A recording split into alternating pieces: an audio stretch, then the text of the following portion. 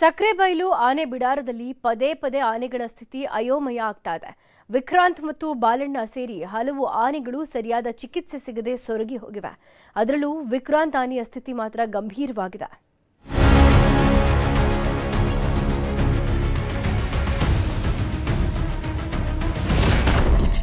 ಸಕ್ರೆಬೈಲು ಬಿಡಾರದಲ್ಲಿ ಆನೆಗಳ ಸ್ಥಿತಿ ಅಯೋಮಯ. ಸಾವು ಬದುಕಿನ ಮಧ್ಯೆ ವಿಕ್ರಾಂತ್ ಆನೆ ಹೋರಾಟ. ಆನೆಗಳನ್ನ ನೋಡೋದೇ ಒಂಥರ ಚೆಂದ. ದಸರಾ ಸಮಯದಲ್ಲಿ ಗಜಪಡೆ ಗಾಂಭೀರ್ಯದ ನಡಿಗೆ ಹಾಕ್ತಾ ಇದ್ರೆ ಮೈ ಪುಳುಕವಾಗುತ್ತೆ. ಅದರಲ್ಲೂ ಸಕ್ರೆಬೈಲು ಬಿಡಾರದಲ್ಲಿ ದೊಡ್ಡಾನೆಗಳ ಜೊತೆ ಮರಿ ಆನೆಗಳ ತುಂಟಾಟ ಕಣ್ತುಂಬಿಕೊಳ್ಳಲು ಪ್ರವಾಸಿಗರ ದಂಡೆ ಹರಿದು ಬರುತ್ತೆ. ಆದ್ರೆ ಇದೇ ಸಕ್ರೆಬೈಲಿನ ಬಿಡಾರದಲ್ಲಿ ಆನೆಗಳ ಸ್ಥಿತಿ ಅಯೋಮಯವಾಗಿದೆ. ಅನಾರೋಗ್ಯದಿಂದ ಬಳಲ್ತಾ ಇರೋ ಆನೆಗಳಿಗೆ ಸರಿಯಾಗಿ ಚಿಕಿತ್ಸೆ ಸಿಗ್ತಿಲ್ಲ ಅನ್ನುವಂತಹ ಗುಲ್ಲೆದ್ದಿದೆ.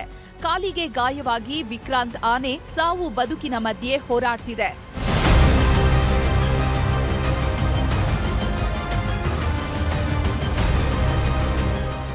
ಶಿವಮೊಗ್ಗದ ಸಕ್ರೆಬೈಲು ಆನೆ ಬಿಡಾರದಲ್ಲಿ ಸಾಕಷ್ಟು ಆನೆಗಳಿವೆ. ಅರಣ್ಯಾಧಿಕಾರಿಗಳು ಸುತ್ತಮುತ್ತ ಸೆರೆ ಹಿಡಿದ ಆನೆಗಳನ್ನು ಇಲ್ಲಿಗೆ ತರಲಾಗುತ್ತೆ. ಹೀಗಾಗಿಯೇ ಹಾಸನ ಜಿಲ್ಲೆಯ ಸಕಲೇಶಪುರದ ಬಳಿ ವಿಕ್ರಾಂತ್ ಆನೆಯನ್ನ ಹಿಡಿದು ಬಿಡಾರಕ್ಕೆ ಬಿಡಲಾಗಿತ್ತು. ಈ ವೇಳೆ ಆನೆ ಕಾಲಿಗೆ ಗಾಯವಾಗಿದೆ.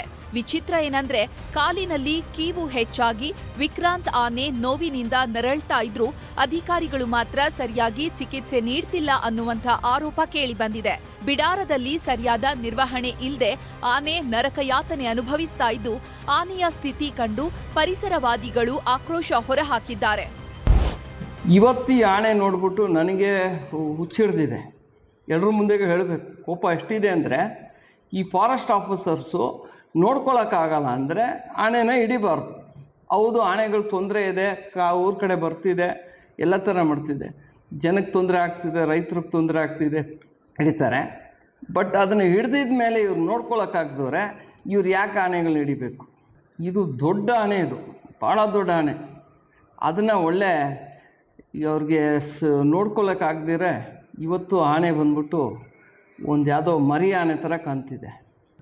ಸೊ ಇದು ಭಾಳ ದುಃಖದ ವಿಷಯ ಅಂತ ಹೇಳಬೇಕು.